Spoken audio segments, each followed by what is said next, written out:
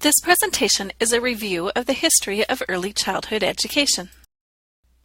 During this presentation, we will be reviewing influential figures of early childhood education, tracking the progression of early childhood education over the past 500 years, which will lead us up to current educational practices.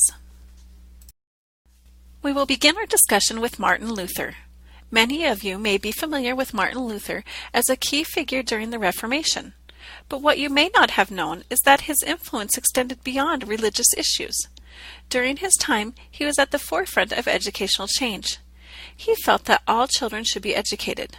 This was in contrast to the current educational practices of the time. Martin Luther also highlighted the importance of music and physical education in the lives of young children. While much of this emphasis was to help students learn Scripture, the overarching concepts remained. Sharing a few of the same beliefs as Martin Luther, John Comenius also felt that children should attend school.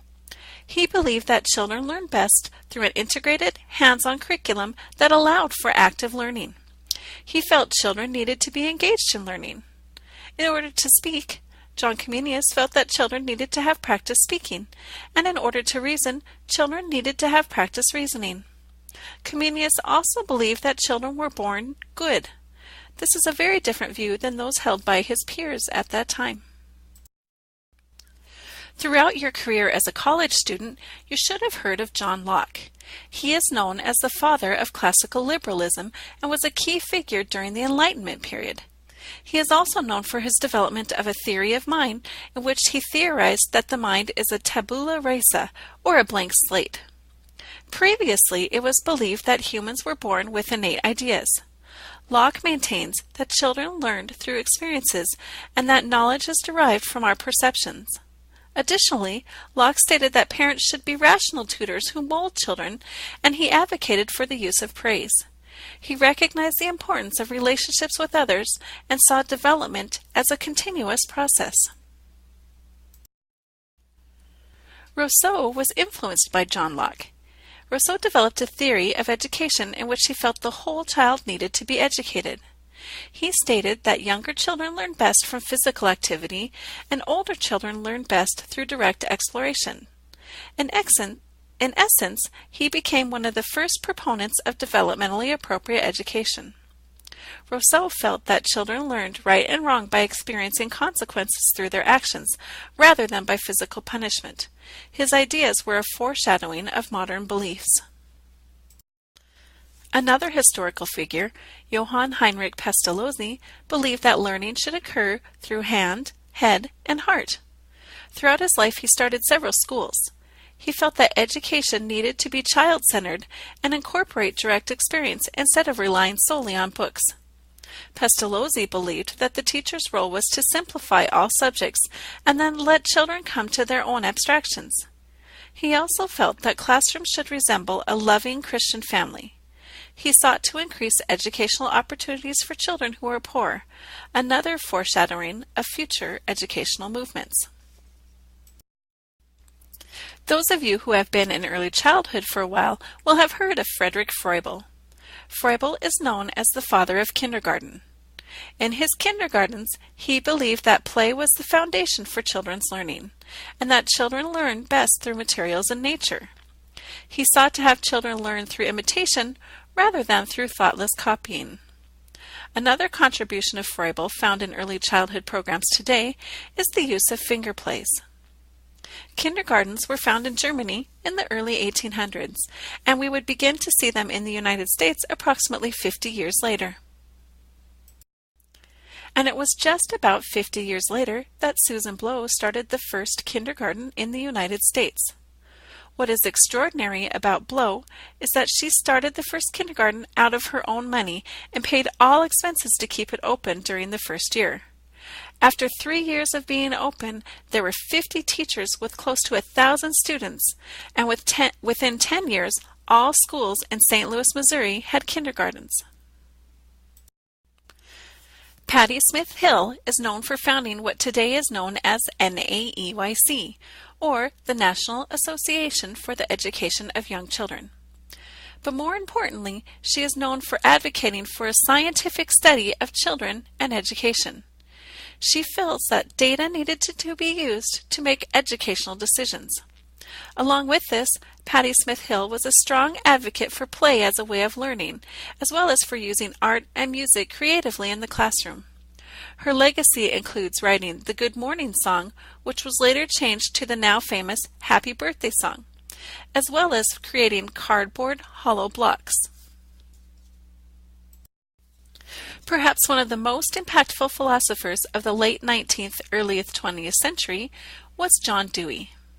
John Dewey was a leader in progressive education.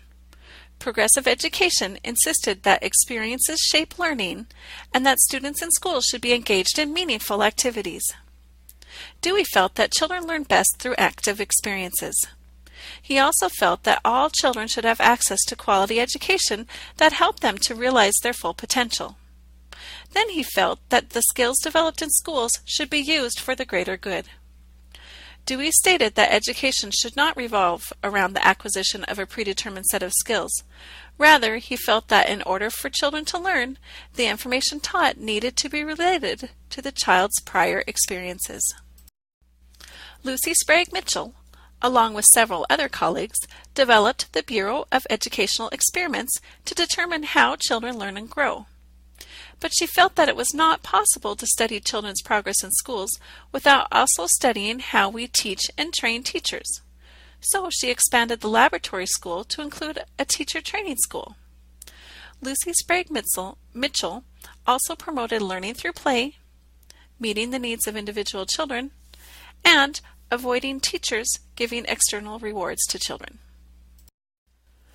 While Blow, Sprague Mitchell, and Smith Hill were implementing programs in the United States, several other early childhood educators were developing programs in Europe.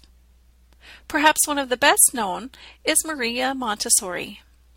While working with students with disabilities, Maria tried to find the ways to best provide education to students who were struggling.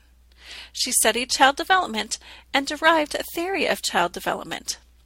Within this theory, she identified key periods for development, which she also titled Auto-Education and Sensitive Periods. She felt that all children, even those with learning challenges, could be successful with the right materials and teaching approaches. She felt that children learned best when they were able to copy rather than when they were forced to construct. However, this is in contrast to John Dewey's theories. The Montessori approach includes daily living exercises, sensorial materials, academic materials, artistic or cultural materials, and the approach allows children the freedom to choose and change activities. Many of our current practices in early childhood education are based on the work of Jean Piaget. Piaget is a constructivist who developed a theory of cognitive development. Some of the major concepts included in Piaget's theories include stages of development known as sensory motor, pre-operational, concrete operational, and formal operational states. Piaget also introduced the concepts of schemas, assimilation, accommodation, and equilibration. Similar to Piaget, Vygotsky is also considered a constructivist. He died early at the age of 37 in Moscow, and much of his work did not resurface until the early 1980s. Much of Vygotsky's work discusses the role of social and cultural influences on child development. He also describes the zone of proximal development, which states that there is an area between work being too easy and too hard in which students learn most effectively. In the mid-1940s, after World War II, emerged the interesting and influential work of Dr. Benjamin Spock. He wrote the Common Sense Book of Baby and Child Care. In this book, parents were advised to feed their babies on a regular schedule, and they were also advised that they should not pick the babies up, kiss them, or hug them, because this would not prepare the babies to be strong and independent individuals in a harsh world. Dr. Spock encouraged parents to see their children as individuals and to not apply a one-size-fits-all philosophy to them. While some of his practices and ideas have been discredited today, his work is important because it started a conversation across the nation on best practices in early childhood education. From the 1940s to 1965, we see preschool opportunities arise for children from affluent families. What we didn't see were opportunities for children from impoverished families.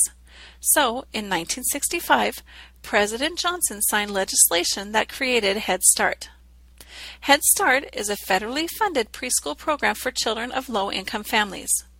It emphasizes family involvement and a focus on family services, as well as preparing children to be ready for kindergarten. Services in Head Start were later expanded to also include early Head Start services for children who are aged 0 to 3. In 1975, the Individuals with Disabilities Education Act was signed into law. At the time, it was called the Education for All Handicapped Children Act. This law mandated a free and appropriate public education for children with disabilities. The major concepts from the law is the concept of least restrictive environment. This means that children with disabilities should receive special education services in an environment that is with their typically developing peers to the maximum extent possible. This law included preschool-aged children at the age of 3 and is often referred to as Part B of IDEA. In 1986, the Individuals with Disabilities Education Act was reauthorized by Congress as PL 99-457. In this act, Part C was added, which expanded services to children with disabilities and their families from the ages of birth to age 3. This law essentially established a national policy on early intervention. Recently, we have the No Child Left Behind Act of 2001, which added increased accountability for teachers as well as some additional emphasis on early childhood education. In 2009, the American Recovery and Reinvestment Act added $2.1 billion of funding for Head Start and early Head Start programs. Early childhood is on the radar of the public. So what could be next? Ideally, we would see an increase in state-funded initiatives for public preschool. We may see an increase in accountability for early childhood programs, as well as an increase in performance standards for early childhood educators. In general, we need to see early childhood elevated as a profession. From history, we see that many philosophers and educators agree that we have critical periods for development. Most philosophers and educators agree that children learn best by doing, as well as through authentic experiences. All of the philosophers and educators in this presentation believe that early childhood education provides long-term benefits for the children enrolled in the program, as well as to society at large.